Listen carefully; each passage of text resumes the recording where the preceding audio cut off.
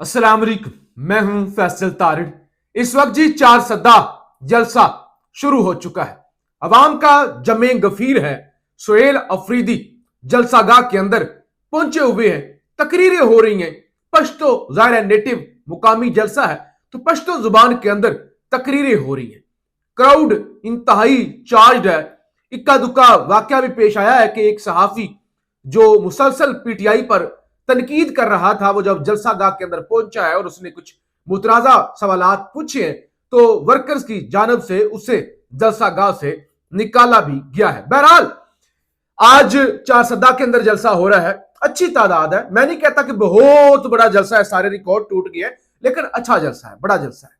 कल 40 से 50 हजार लोगों का इकट्ठ खैबर के अंदर होने जा रहा है और इसी तरह से फिर परसों 26 अक्टूबर को करक के अंदर एक बड़ा जलसा होने जा रहा है जिसकी अभी से तैयारियां जो है वो शुरू कर दी गई हैं। इसका मतलब क्या है? यानी ये ना आप समझे कि आज चार सद्दा के अंदर जलसा हो रहा है, कल उधर हो रहा है, खैबर के अंदर जिरगा हो रहा है और फिर करक के अंदर।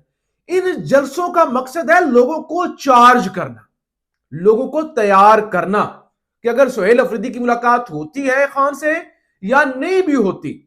क्योंकि एक बात मैंने आपको पहले दिन बताई थी और सुहेल अफरीदी ने बारहा फिर उसको दोहराया भी। उन्होंने कहा कि मैं हुकूमत चलाने नहीं आया, तहरीक चलाने आया हूं, खान को रिहा करवाने आया हूं, मुल्क में तब्दीली के लिए आया हूं, फिर चाहे मुझे जो भी करना पड़े। अगरचे उन्हें ऑफर्स हुई मुबैना तौर पर एस्टैब्लिशमेंट की तरफ से कि हमारे साथ हाथ मिलाओ, उसने हाथ नहीं मिलाया। हाईकोर्ट के फैसले पर भी अमल दरामद नहीं हुआ। लेकिन सुहेल अफरीदी अभी तक अपनी बात पर डटा हुआ है। तो मतलब यह है तहरीक का आगाज जो है वो केपी से शुरू जो है वो हो चुका है और लोग इस दफा जो है वो चार्ज भी हैं और लोगों को एतमाद भी है। यानी अभी तक तो लोग एतमाद कर रहे हैं ना सुहेल अफरीदी साहब पर, और खान का बनाया हुआ वर्कर वजीर आला है। तो ये हुकूमत और ताकतवरों के लिए काफी टफ टाइम जो है वो साबित हो सकता है। फिर जनाब खबर है सेनेटर राजा नासिर अब्बास की बतौर अपोजिशन लीडर सेनेट नामजदगी की दरखास्त बैरिस्टर अली जफर की जानब से जमा करवा दी गई है। वैसे ये अलमिया है, खबर बड़ी है कि राजा साहब की सेनेट के लिए अपोजिशन लीडर के लिए दरखास्त जमा करवाई गई है। अचकजई साहब के कागजात जमा करवाए गए हैं, लेकिन ये पीटीआई के लिए डूब मरने का मुकाम है। आप कहेंगे कैसे? क्या ये लोग बहादुर नहीं है? बिल्कुल बहादुर है। अगर ना बहादुर होते तो इनको ना बनाया जाता। पीटीआई के लिए डूब मरने का मुकाम इसलिए है कि पीटीआई का अपोजिशन लीडर होना चाहिए था, सेनेट के अंदर पीटीआई का अपोजिशन लीडर होना चाहिए था। तो इसका मतलब यह है कि पीटीआई के अंदर जो लोग हैं वो इतने योग्य नहीं है। अगर वो इतने योग्य होते तो आज बाहर से ना अपोजिशन लीडर बनाने पड़ते। अगर वो खान के विजन के साथ चलते या दलेरी के साथ चलते।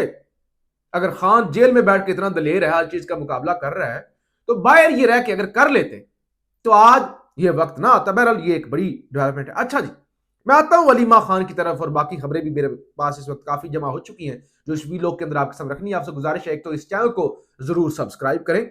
आज एक प्रेस कॉन्फ्रेंस हुई है जनाब और उसके अंदर सीसीडी के जो चेयरमैन डायरेक्टर आप कह लें, एडिशनल आईजी आप कह लें, जो सुहेल जफर चट्ठा साहब हैं वो थे, और आईजी पंजाब डॉक्टर उस्मान अनवर साहब बैठे हुए थे।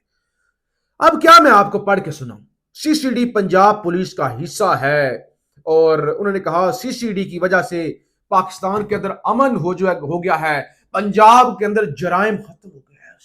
क्योंकि तनकीद हो रही थी ना पिछले कई दिनों से, मावराए अदालत जो कत्ल हुए 600 से जायद। जियो न्यूज शहजाद इकबाल साहब का ये क्रेडिट है कि उन्होंने जियो जैसे टीवी पर बैठ के प्रोग्राम कर दिया, पूरा सेगमेंट कर दिया, और जो कुछ वहां पे हो रहा है वो तीफी बट को मार दिया गया और दीगर बेशुमार। यानी ये तो एक भरे पड़े ना अब जितने एनकाउंटर्स हो चुके हैं वहां पे, और जहां जहां पे पिस्तौल चलते हैं मुझे बताने की जरूरत नहीं है। तो प्रेस कॉन्फ्रेंस करनी पड़ गई। अच्छा, ऐसे बताया कि जैसे सीसीडी अगर खुदा ना खास्ता ना होती ना, पंजाब का कायम रहना मुश्किल हो गया था। कच्चे के डाकू तो उसी जगह पर है, उधर तो कोई जाता नहीं है। तो उन्होंने बताया जी भाई बड़ा अमन हो गया। मुख्तार ये कि भाई सीसीडी क्या उसकी क्या क्या क्या फायदे क्या गिनवाना शुरू कर दें, सुबह से शुरू करें और अगला हफ्ता खत्म हो जाएगा। बस सीसीडी ने जो काम किए ना वो कामयाबियां खत्म हो गई। लेकिन साथ ही कहते हैं साद और अनस रिजवी के को साथी छुड़ा कर ले गए, पुलिस या किसी इंटेलिजेंस एजेंसी के पास नहीं, हम खुद उन्हें ढूंढ रहे हैं। यानी साद और अनस को जमीन खा गई या आसमान निकल गया, या आसमान खा गया या जमीन निकल गई, जैसे भी फिक्र है। वैसे इतनी कामयाबियां हैं, सीसीडी की इतनी कामयाबियां हैं कि वो ना होती तो आज पंजाब के अंदर अमन ना होता। अच्छा, लेकिन पंजाब पुलिस, पंजाब के अंदर स्पेशल ब्रांच या आपके सीसीडी या दीगर जितने भी अदारे कानून नाफिज करने वाले, वो कहती हैं कि भाई हम इतने बेबस हैं कि भरे मजमे से जहां पे गोलियां चल रही थी, अनस और साद निकल गए। हम आज के दिन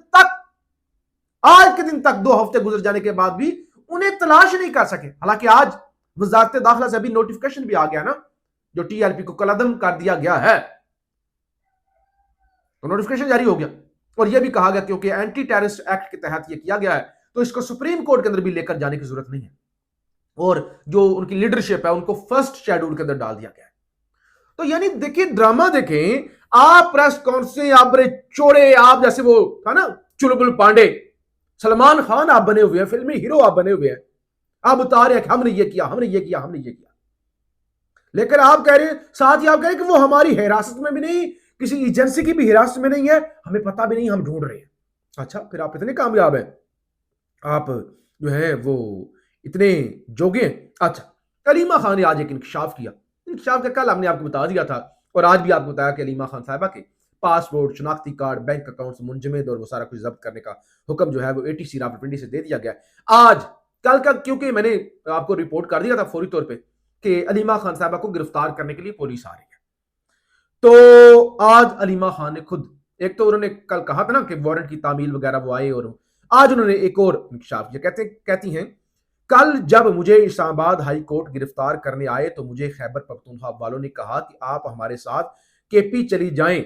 मैंने कहा मैंने तो अपनी जमानत भी नहीं करवाई, इन्होंने मुझे गिरफ्तार करना है तो कर लें, केपी नहीं जाऊंगी। यानी अलीमा ने कहा कि ना, अलीमा खान साहब ने कहा ना, जो करना है ना कर लें, गिरफ्तार करना है ना तो कर लें गिरफ्तार, कोई परवाह नहीं है। और कहते हैं कि मुझे तो ऑफर हुई ना कि केपी में हमारी हुकूमत है, वहां पे आ जाए। उन्होंने कहा मैं डरती हूं, अगर मुझे इतना डर होता तो मैं इसी अदालत में खड़ी हूं पंजाब से हाई कोर्ट में करवा लेती या उस अदालत में पेश हो जाती। उनका मुझे कोई किसी किस्म की जो है वो परवाह नहीं है और मैं केपी नहीं जाऊंगी, यानी किसी किस्म की कोई जो पनाह वाली सूरत हाल है ना वो नहीं ले लूंगी। फिर जनाब आज जस्टिस अतर मिर्ला, मेरे फेवरेट जज और पाकिस्तान के नामवर जज जो डटे हुए, आज उनकी अदालत से एक बड़ा फैसला आया है। खबर है जस्टिस अतर मिर्ला ने इंसानी हकूक की खिलाफ वर्जियां करने वाले सिक्योरिटी एहलकारों पर नरमी बरतने की मुखालफत कर दी। एफसी एहलकार की फायरिंग से शहरी की हलाकत केस के फैसले में लिखा कि कानून नाफिज करने वाला एहलकार शहरी का कातिल बने तो सबसे सख्त सजा लाजिम है। उन्होंने कहा आम लोग तो करते हैं ना, लेकिन जब कानून नाफिज करने वाले लोग कातिल बन जाएं तो उनको उससे भी डबल और सख्त सजा देनी चाहिए। कहते हैं ऐसे वाकयात में नरमी या हमदर्दी माशरे में लाकानूनियत को बढ़ाती है। जस्टिस अतर मिर्ला ने लिखा कि मावराए अदालत कत्ल आइन और बुनियादी हकूक की संगीन खिलाफ वर्जी है। ऐसे मुजरम माशरे और अदारों दोनों के लिए खतरा है।